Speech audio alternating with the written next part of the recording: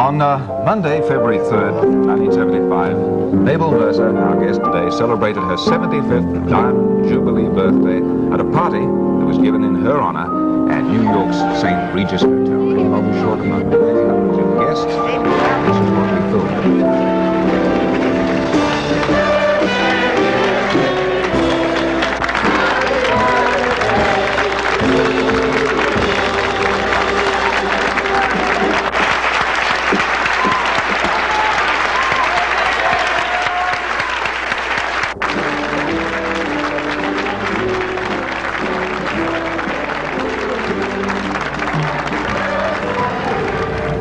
And Mabel Mercer, happy birthday belatedly. Thank you. Was that a surprise to you? You seemed almost overwhelmed. Well, I was. I really didn't expect such a large attendance, and it was very thrilling. Well, I hope you don't mind that we've sort of transferred our birthday party to this hour of morning. No, I think this is lovely. Thanks for being with us. Don Smith's the man who put that party together. And was that a big job? Yes, but it was an enormously pleasant job. The only thing that frightened me was that Ms. Mercer doesn't like a lot of fuss made over her. So I had to keep a lot of things from her, and I was bursting to tell her a lot of things. So a lot of the lovely people in the audience tonight, this morning, who were at the party, I would take it out on them instead.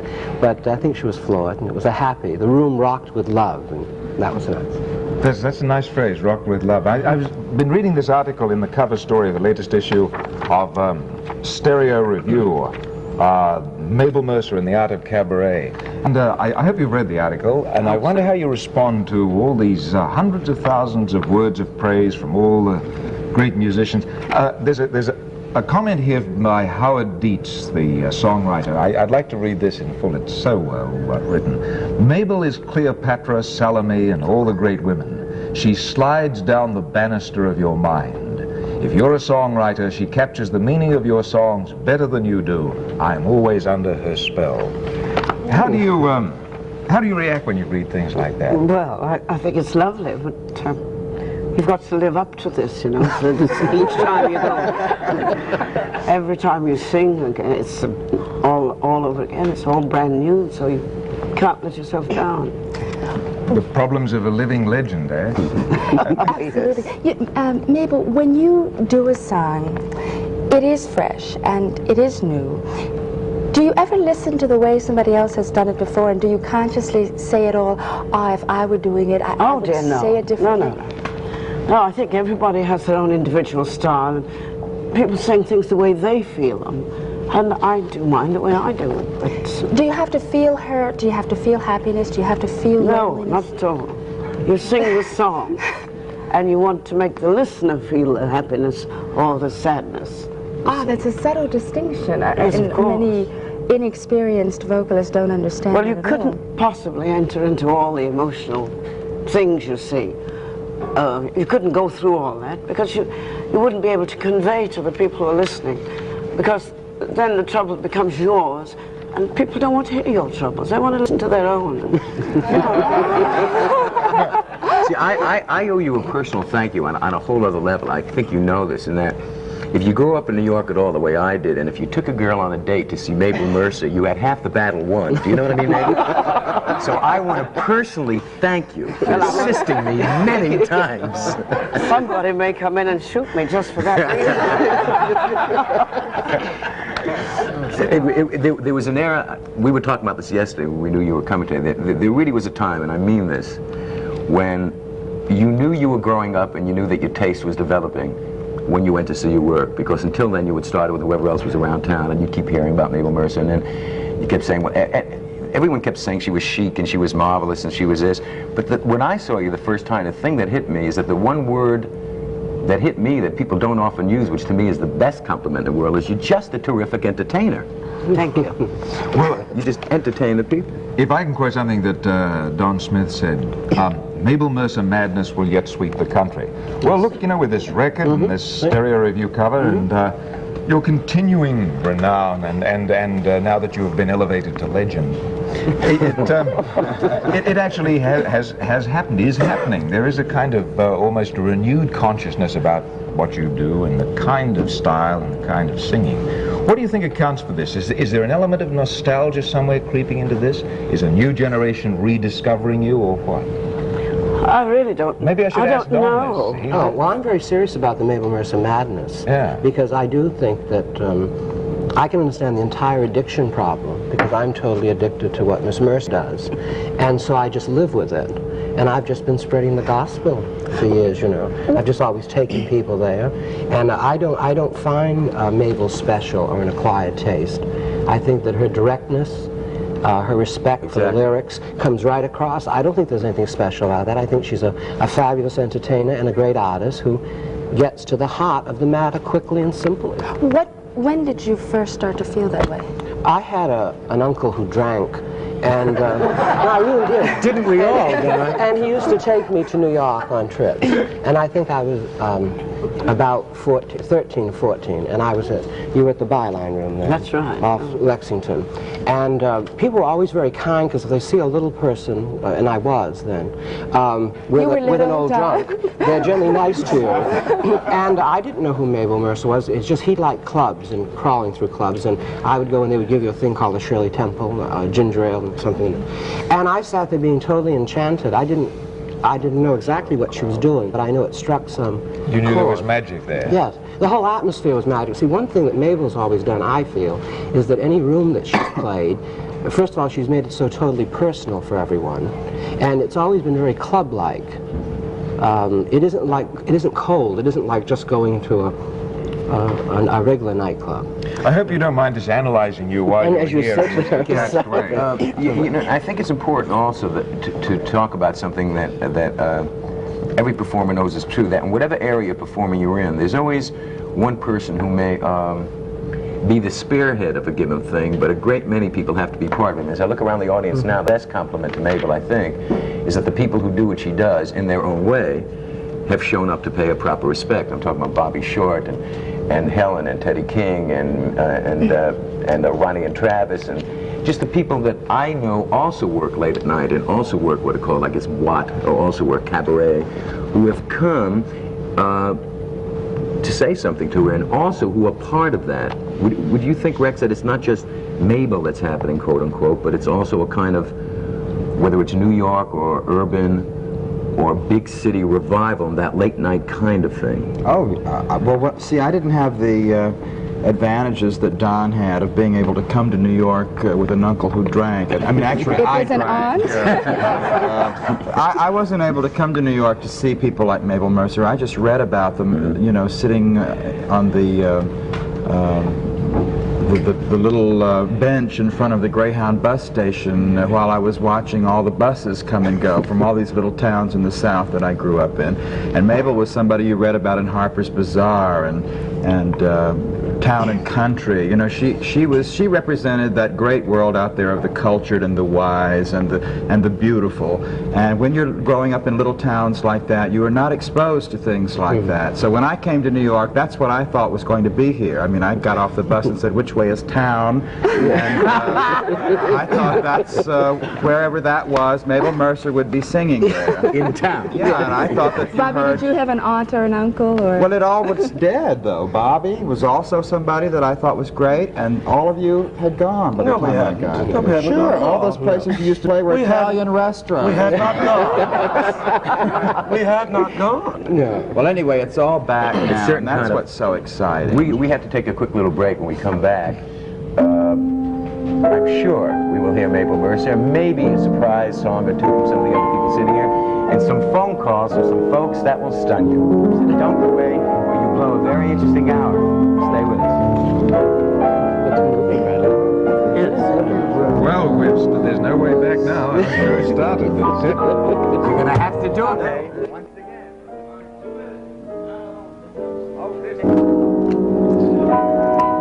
We are back here in our early morning cabaret setting to pay tribute to our guest of honor today, Mabel Mercer.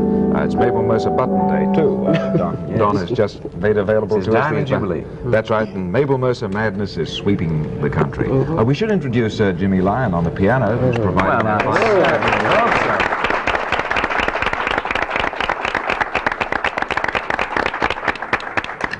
You know, one of the things that emerges from this article I was quoting in Stereo Review, this cover story about Mabel Mercer, is the way in which practically all the big singing names of today acknowledge the influence that you have had on their style.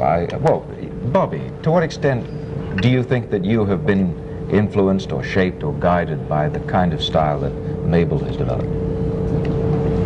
Well, I came to New York by myself in 1945. Were you looking for town? No uncle brought me. My drinking uncle had died by that time. But I came to New York in 45, and Mabel was ensconced on the second floor of Tony's in West 52nd Street at that time. And her pianist was Freddie Johnson, wasn't it? It might have been Freddie. Yes, Freddie Johnson was playing for you. Who played in Europe for a long time. But that was just a temporarily, wasn't it? Brief thing. And then Bart took over after that. Bart, downstairs. But the word was around because when I was in my teens in California, somebody said there's a marvelous singer in New York whose name was Mabel Mercer.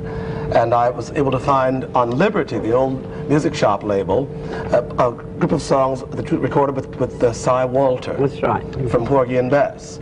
And I didn't know who you were, and I thought, how dare this lady sing Porgy and Bess with an English accent? But then I came to Tony's, and I discovered you, because we all say we discovered you. And, no, but I discovered her. The record is clear. That's a very proper term, I think, for Mabel. We all feel that we discovered her. And I came to the little room. The room was about this size, I suppose. And songs I didn't know existed were being sung by Mabel. And songs that I knew totally well were being sung like brand new by Mabel. And I began to try to diagnose for myself just what made all this happen so easily and so beautifully. And I'm still trying. Mabel, may I ask you this? When you started, what did you want to do? Where were you headed? Heavens, when I started, I was in vaudeville. And I was a child with my family. And so I really didn't have any particular idea of what I wanted to do. It was, except to be a good performer and try to get a 52-week booking. In the theater. Yeah. We have, excuse me one second, I don't want to be rude, but we have a good performer on the phone, a surprise phone call person. Mr. McEwen. And not only a good performer, but a very fine writer and a poet, and connected to you socially and I believe business-wise in some fashion. He wants to wish you a happy birthday on the phone. We're very glad he called. It's Rod McEwen, and he's calling from California, I believe. Rod? Good morning, Mabel. Good morning, Rod. And belated happy birthday. Thank you very much. But I think every day this year is going to be your birthday. Thank you. I want to thank you for reproducing that record.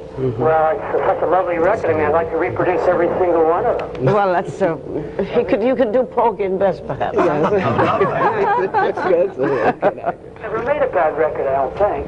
Yes. Well, we try. I haven't heard it. Well, it's very different to the ones that I do now. It's Well, we should say that the record that Rod's talking about is the one, Rod McEwen in Los Angeles, right? Right. Good morning. Welcome to our show. And I'm holding up the record that you've put out, Mabel Mercer For Always, which is a collection of some of the very rare old recordings which had become collector's items. He's sort of put them together in an anthology. Yes, he's rescued it. The recording she did with Ralph Burns on Decca. Right. And I was able to lease it from Decca, and I really feel most fortunate in having done so. I want to tell you, Mabel, the record is selling like crazy. You might even get some royalties. Oh, I'm very happy to hear that. That'd be lovely.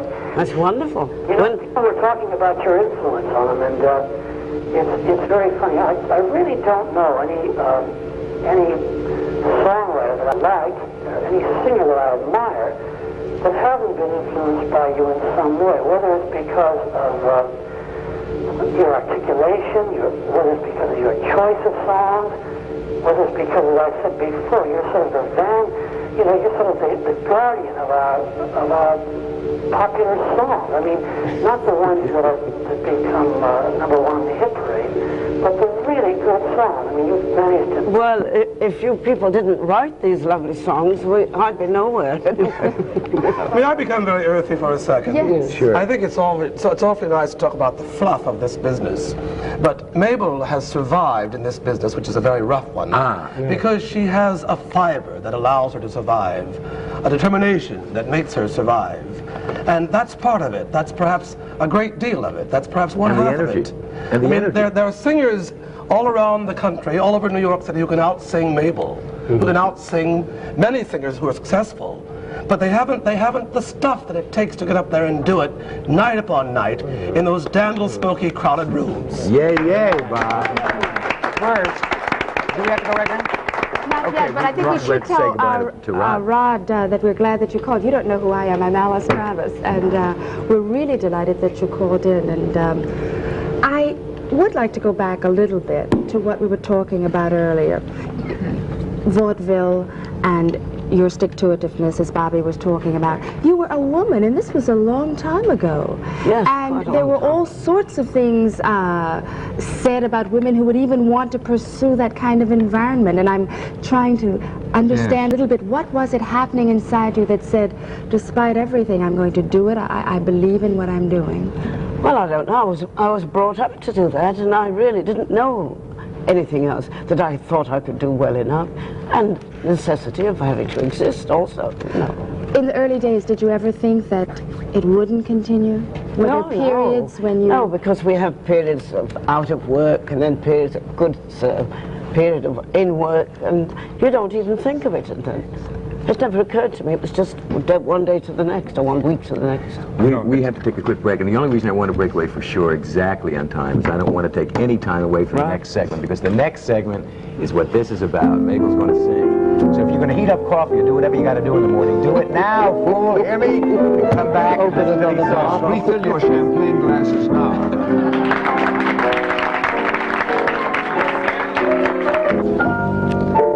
I've introduced a lot of singers in nightclubs that I've worked with in my time, and I'm a little nervous at this moment, a little shy, because most of them I had no choice over. They were booked to play with me, and we did it, and that was it. And I'm really proud to say that I would pay any night in the week to see this next lady, Miss Mabel Mercer.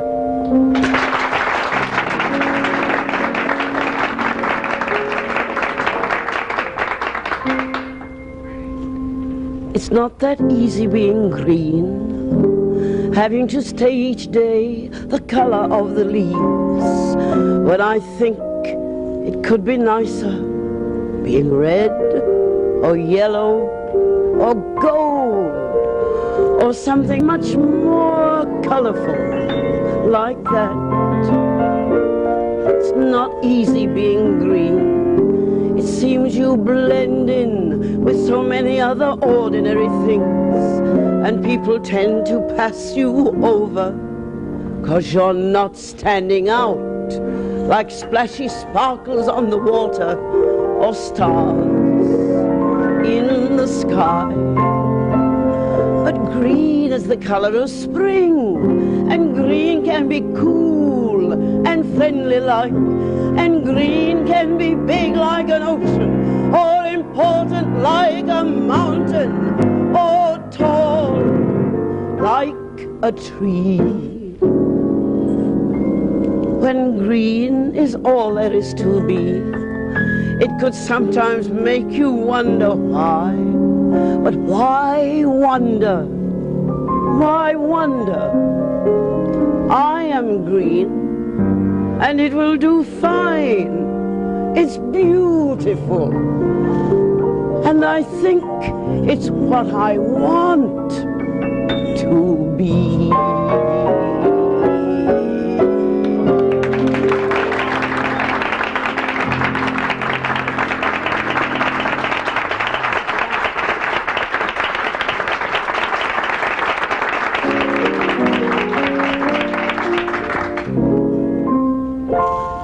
Ten, 20, 30, then you're 40. Wait till you're 65. No need to hurry, not a worry left, but to keep alive.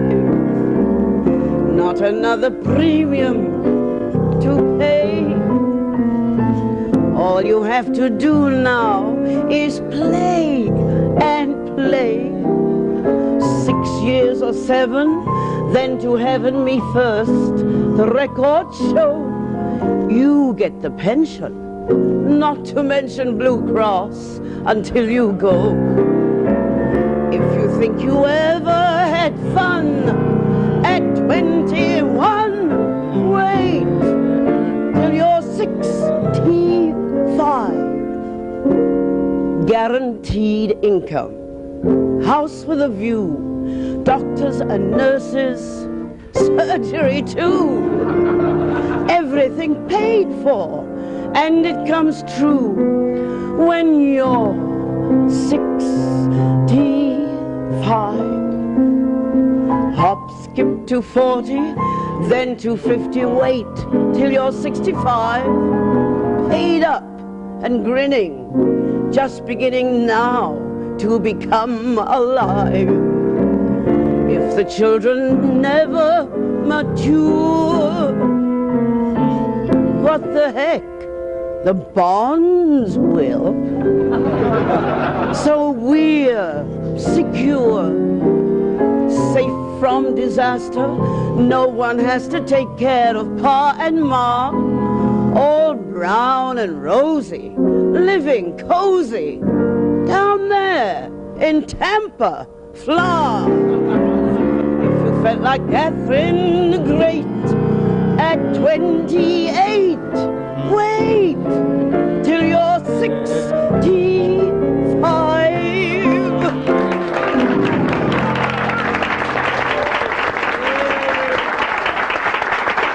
That was gorgeous. Thank you. Yeah, but I'm just going to wait for the second to give you this one. Get out of the way.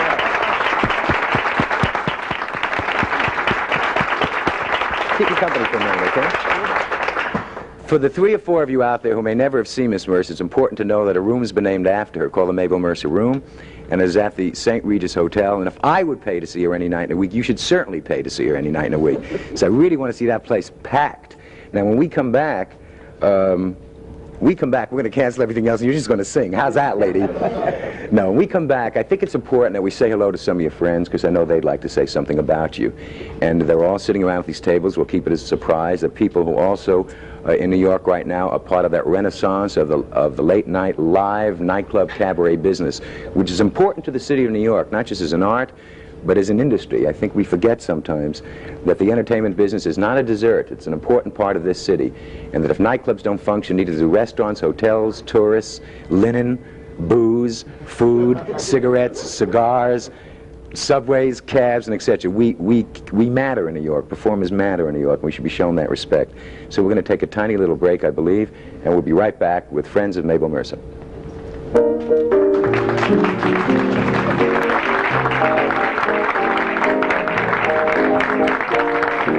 Hello. Welcome back. As I promised, we're going to talk to some of Mabel's friends. Please excuse my back. But I particularly want to talk to performers because I think it's a secret club. It's a secret society. We've all been through the liquor and the cigarette and the cigars. And as Bobby said, Mabel is an artist and a survivor, and somebody just gets up every night and does it, and that's part of her, too. So I thought we'd say hello to some of the people who also do it. And this lady to my left, hi, is Ethel Barrymore Cult. Hello. Thank you for coming this morning. And these two nice people I went to see the other night at the Carlisle, and they were brilliant. It's Ronnie White and Travis Hudson. I always remember Travis as the lady. What do you feel is happening in New York now at night? Do you think there's a certain kind of excitement again, that people feel comfortable, they'll go out at night? I think it's wonderful that they do, that the nightclub business, which was moribund for a while, is beginning to revive. But I wanted to say one thing, apropos everybody saying how Mabel taught them to sing and how to think. I think that every young actor in New York should go and see and hear Mabel Mercer, because she is one of the finest actresses in the world today. If she didn't sing a note and there was no music behind, she has a directness and what the meaning, the inside meaning of the word that every young actor should say, with no nonsense and with no she. Simple, clean. Simply clean and marvelous, and I want that room to be full of young actors. That's a smart idea. That's an interesting idea. Ron? I couldn't agree more, yes. Well, Mabel has been not only a great inspiration to us, but also a great friend. She's such a real warm person. Do you guys hang out? I know comedians hang out. Do you guys hang out? Yeah, well, we've been several times up to her farm, and, you know, we chat about this and that. I'll never forget, one of my great thrills in life was being at the farm when President Nixon announced that we were out of the Vietnam War, and Mabel and I hugged each other and cried a lot. Well, let's hope they announce it again. Travis, have you known Mabel sometime?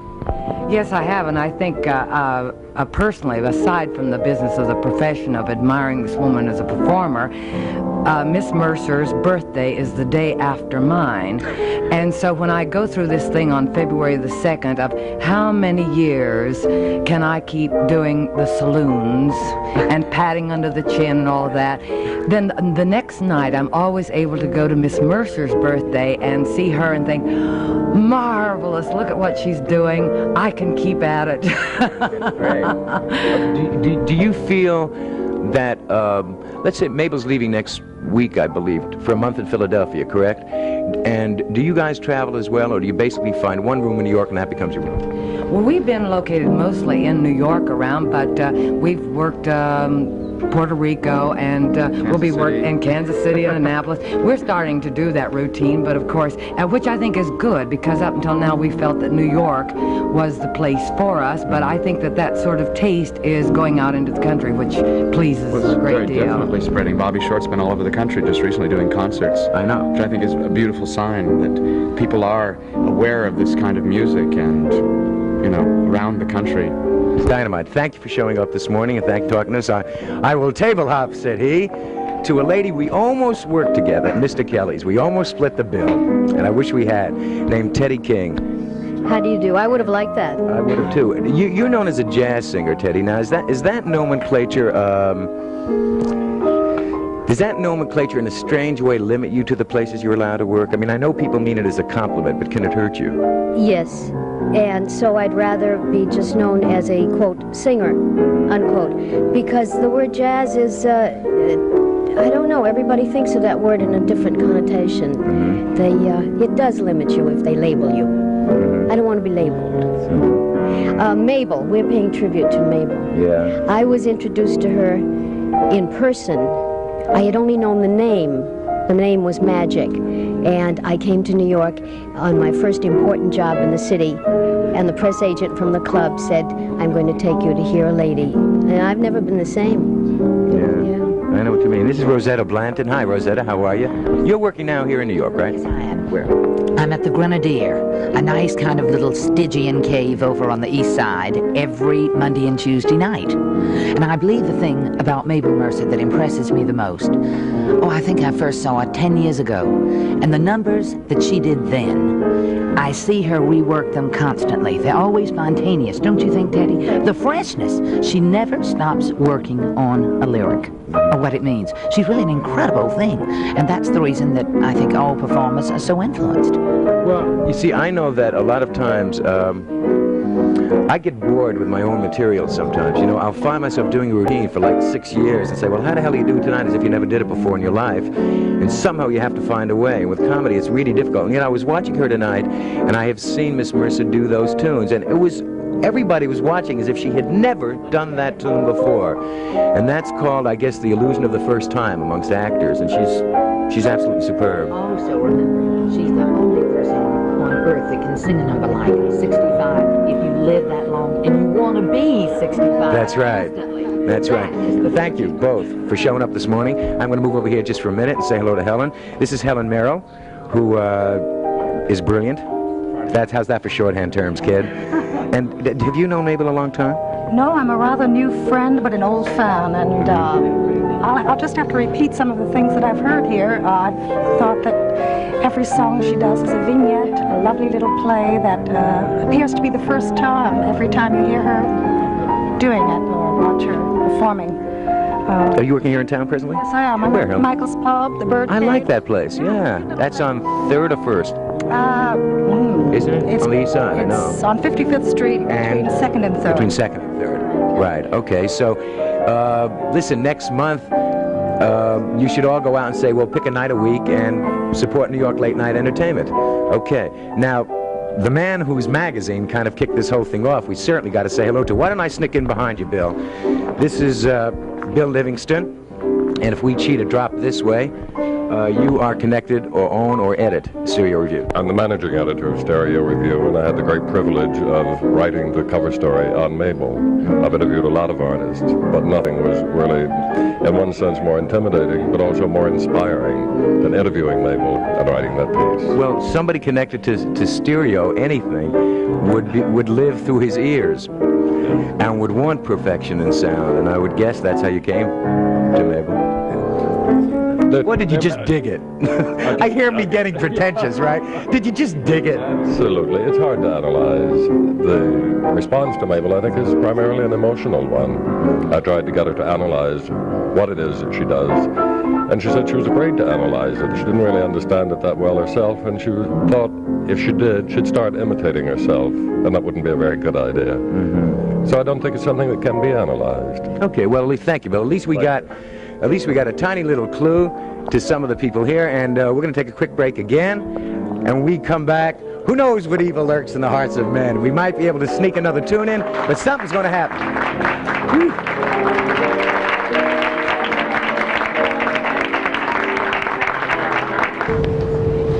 We're back with Mabel Mercer. This is rapidly turning into Mabel Mercer, This Is Your Life. In fact, to continue with that kind of theme, what does the name Bricktop conjure up for you? Oh, I worked with Brick in Paris. She had a beautiful place in Paris, and I worked with her for 9 years. But I've known her since she first arrived in Paris in 1924. Well, we understand that she is on the telephone now from Chicago, I think. Chicago. Bricktop, we're receiving you loud and clear. Good morning. Hello. Would you like to say hello to our guest, Mabel Mercer? Hello, Brick. Hello, Bill. Well, what are you doing up at this hour of the morning? I'm not up. I mean to tell you, I'm lying right here in bed. What would I be doing up at this hour? He called yesterday, my public relations man here, and he said they're saluting Miss Mercer. The money. Oh, yes? Through saluting Miss Mercer, for heaven's sake. Belle, how are you? I'm fine, dear. This is a wonderful surprise. Oh, I think this is one of the greatest things. I can't tell you how proud and happy I am about it all. It's really, really something. I didn't know that in cold New York they would have time to give such good and beautiful attention to a great, great, great girl that you've grown to be. Mabel, you know, you're really something. Well, you'd be surprised. It's been absolutely wonderful, the way everybody has. Well, it was carrying on awful before I even left there last week. I can't make up my mind whether to go to San Francisco or come right back to New York on Saturday. Oh, I think New York on Saturday. Yeah, New York on Saturday. Well, look, we're sorry we had to wake you up, but, you know, it was important. Quite all right. Anything about Mabel is quite all right. Well, people usually don't have to get up early in the morning to see you and hear you and talk with you. This is an unusual hour, and thanks for being with us. Sweetheart, when Mabel and I were together, at this hour in the morning, we were just going home. Well, we'd rather not hear any more. We'd like, you know, it is television. Thank you. But thank you very much. Do only your very close friends call you Belle? Only a couple of friends, yeah. That's well, now the whole world calls you Belle. This is television. That's the way it happens now. You have to be prepared for that. Who were the first Americans you met in Europe? The first performers, that is. Oh, Kid Cole, I met. Leighton Johnstone. Yes.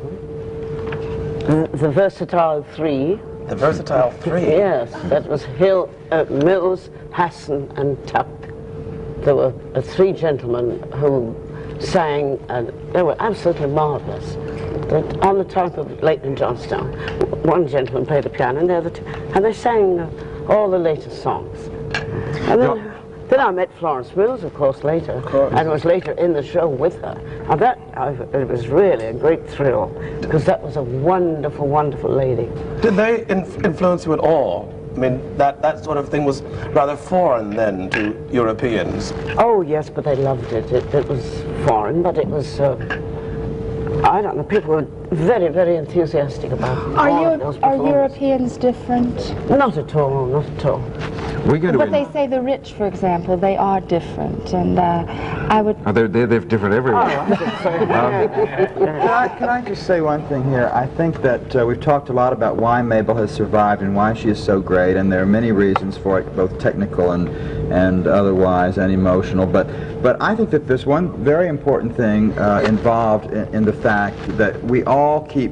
Bobby said it before. He says we all feel like we've discovered Mabel, and I think that you don't have to discover bad taste. It's everywhere. It surrounds us daily. We are not helped to find beautiful music by the radio or by television, except for shows like this. And so when we find something really beautiful, we treasure it even more. And that's why everybody continues through the years to discover Mabel and to claim her for their own, because some people have better taste than other people. Simple as that. If I may quote Rex Reed to Rex Reed here, you say, reviewing the latest albums, you say, everything about this beautiful album seems to have been produced, performed, and embroidered with love. It's a beautiful way to put it. Now, we're listening to your singing there, and you cross every T and you dot every I. Well, where did that develop? Oh, well, I suppose that from my school days, you know, the elocution teacher, you must not let the ends of your words drop, and you must pronounce everything that's there. Well, you learned the lesson it becomes very a well. habit. Look, we've got a lot of phone calls. People want to say hello to you, our viewers, so I think we can go to our switchboard. Good morning, you're on AM New York. Hello. Hello. Hello. Good morning. Please, where is Miss Mercer from because of her British accent? Where are you from, baby? I'm from England. Where? The north of England. I was born in Staffordshire and grew up in Manchester. I see. When was really her birthday? Because I think, didn't she get a write-up in the New York Times? Yes. You're going to write up everywhere. Yes. Her birthday was a few days ago. The 3rd. Thank you for calling. Good morning, I'm in New York. Hello. Yes, good morning. Good morning.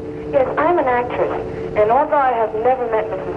Mercer, I'd like to thank her for helping me in my career. I not only understand myself, but I understand what I am doing and what I stand for, and I hope to have a career very soon, and I will go see her in her room. Great. Yeah. Great. Thank you very See, much. you're a guide and a symbol Well, for that's actresses. In case you forgot, it's at the St. Regis. Good morning, you're on AM New York. Hello. Hello? Hello. I would like to ask of Mabel, what one thing that she credited great success to? What is the what? What do you attribute what do you credit your success? Oh, well, you stick to it. That's all I can say. Hang in there. Yes, hang in there. But earlier, it was stated that your voice is different from what many people consider the typical singing voice, and all the accolades that you receive are always in terms of your feeling, your expression, your emotion, the dotting the I's, the crossing the T's, coming from the soul. There must have been people who told you a long time ago your voice wasn't good enough, and that you should really pursue something else. And did this happen? And if it did, why did you totally disregard what Because they were crazy. Yes, obviously, but all of us along the way encounter people who love to point out what we can't accomplish, what we can't do. Well, that happens all the time, but you have to do what you think you can do, what you know you can do best. And once upon a time I studied voice, because that's been very helpful to me with regard to voice production and speaking and breath control, which I don't have much of anymore. And so you take what you've got and do the best you can with it. Were there any singers, any people, any relatives that sort of took your hand and helped you cross? No, because we all worked together. It was a family act, and we would all in show business together, and the great business of the day was to get out there and make your living. And, Do you know that perform. you just gave us the perfect segue? I want you to look at some pictures. I feel like Ralph Edwards. I want you to look at some pictures, Mabel Mercer, and tell us a little bit about this. You remember this sweet lady? Chocolate. What is that? Oh yes, I was in an American review, and that picture was taken in Vienna. And actually, I took that from one of the girls in the chorus. I said, I want blonde hair, and I want to have a picture taken. Do blondes have more fun? I don't know. Okay, look at this one and tell us a little bit about it. Now I was 17 years old when that was taken, and it was during the flu epidemic in 1917. And the conductor of the show that I was with was taken seriously ill, and he said he couldn't come back. So my boss said, well, you can play the piano, you can do the show, which I did. I used to play for rehearsals. And he said, we'll dress you up, you get down in the pit and conduct the orchestra. I said, but I can't conduct. He said, don't worry about that, I'll teach you. And he was a very fine musician. So he taught me, and then I got down in the pit, and then we bought these clothes at a boys' clothing store. And I just thought I was it, you know. Well, we have one more call. Now we've seen some of the many moods of Mabel Mercer. Yes. Okay, good morning. I'm in AM New York. Hello. Hello, I'm Fred Morrison, and 20 years ago, my wife and I interrupted our wedding night. What? See Mabel Mercer. Fred, that's carrying it too far. That may be the highest possible compliment. Put the blame on me. What the hell? Well, I guess we should thank you. We'd like to see her tonight, and would she sing both sides now tonight? Of course I will, with pleasure. All right, we will see you then. Bye. There you go. Thank you. Fred, The very least she can do. Kevin, Alyce, and I would like 10% of your tab, if you don't mind. No, that's terrific. You know, people have that kind of memory of a very personal moment in their own life. Well, that's why I think they come back to see me constantly, because if you arouse certain memories in people's minds, and they associate you with that, and then every time people not in New York come to New York, they say, well, we've got to go and see Mabel because we did it the last time, and it's all a continuation of memories through their But also, I don't think Mabel has ever sung a bad song. You see, this is also a part of it. The taste that she has, it's important. It's also doing her business. Her business is cabaret. Yes. And cabaret isn't a thing all by its That's right. own. You know, it's not like the stage or a film or television. It's cabaret. And that music says that this is television, which means that we have to break for commercials. We'll be back in a moment.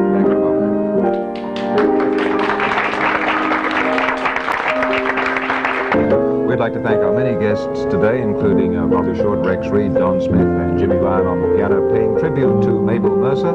And we'll quickly tell you about tomorrow, and then we're going to have just a little bit of a song. More. Yes. Tomorrow we're going to talk about the world of opera. And we have Risa Stevens, Skylar Chapin, Judy Swerdell, Anias Ames, Dr. Walter Anderson, and singers from the Amato Opera Company. I am rushing because Desiree Part 2 now. Desiree Part 2, Marlon Brando, Gene Simmons. And then That Lady Part 1 with Olivia de Havilland and Give It Roland. But that's enough for us, because for once in my life I can say personally, will you please sing Nearer?